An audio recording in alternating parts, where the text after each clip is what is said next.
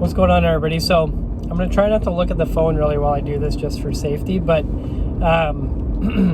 so my wife, like I said, has those farmers markets every Saturday, and that runs from April to October. So a lot of time in between to add a little bit of effort as far as, my communication skills go.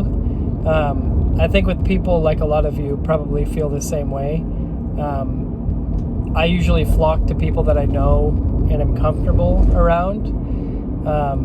And that's obviously a mechanism of wanting to escape the feeling of discomfort. And that's just human nature, right? So we want to do the easier thing. And the easier thing isn't necessarily the right thing. And oftentimes it's not the right thing. But this farmer's market, like I kind of said in that last post I wanted to expand on, is a really good opportunity for me to really get out of my comfort zone and talk to new people, because almost every week there's hundreds of new faces passing by, and there really isn't an excuse for me, nor is there really the ability for me to find the people I know and I'm comfortable with. And that's just because it's a farmer's market. Everybody's new. They're from out of town. Even when they're from in town, there's a lot of people who live here. And so I'm kind of forced, especially if Emily's away from her stand and I'm kind of manning the stand for her, I'm essentially forced to talk to new people. I'm probably hidden right now. I'm essentially forced to talk to people I generally wouldn't talk to in public. Not that I, am trying to sound like I'm too good for them or something. That's just me being insecure.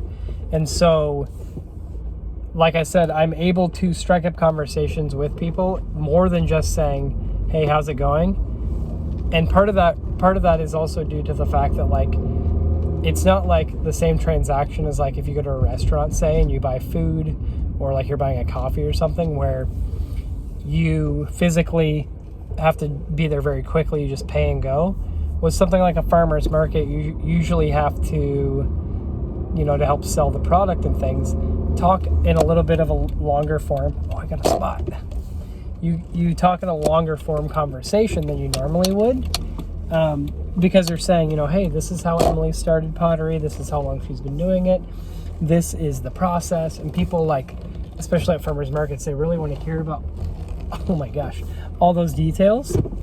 And so that makes the conversation even easier to start, right? And then today somebody was asking hey, where do you get these from? Do you buy these, or how's the process work? And I let them know how Emily makes them, and then how she started a few years ago to kind of help manage her grief after losing her brother. And I walked through that whole thing, and that often leads to a lot of other things. And so today they asked that question, I answered, and then I also said, have you ever tried pottery, or is there any hobby that you do that's kind of similar?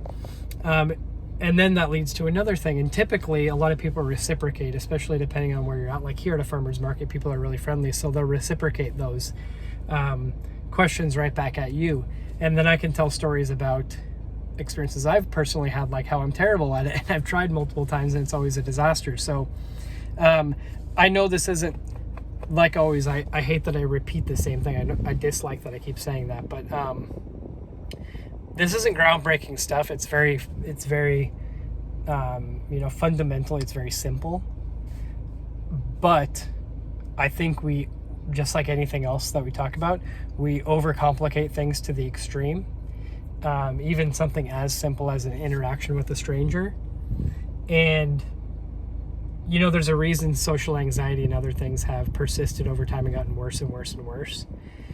And a lot of that is, obviously to do with tech and just being technology and being separated from people. And that leads to us, even further separating ourselves from social situations, even if we would have more in the past. So the art of communication is obviously over time being lost. And I don't think my communication was ever great to begin with. So this is a big learning experience for me as well. So even these little baby steps and these small little tips have been helpful for me, and hopefully they're helpful for you as well. And I know a lot of you, like we've been talking about, and the few people here that I've talked to, it's something we've all been working on. And especially like on YouTube comments that you've left, it sounds like everybody is taking those steps. And if you're not, shoot me a message and we'll talk about kind of the importance of how to take those steps. And even the first ones I did when I was like, I wouldn't say I was chronically anxious, but I was anxious enough to where I did not want to do them and I still had to. So hopefully this is encouraging for the weekend to get you a little bit out of your shell in some way. It doesn't have to be anything major, right? So these conversations I'm having with people, a lot of times they're only lasting like a minute, sometimes longer. Today, somebody and I we talked for like 10 minutes, which is cool because in the past I never would have done that. I would have been silent or found a way out of the conversation, to be honest. So hopefully this is encouraging. Maybe share something if you want to comment or message me directly. I'd like to hear a story of like a success that you've had in a similar way where it's allowed you to get out of your head. And I know at the very start you might be in your head, but I think further into conversations, at some point your body allows you to relax a little, which is a really nice feeling because it's not something a lot of us are used to. So hope everybody has a really awesome weekend so far.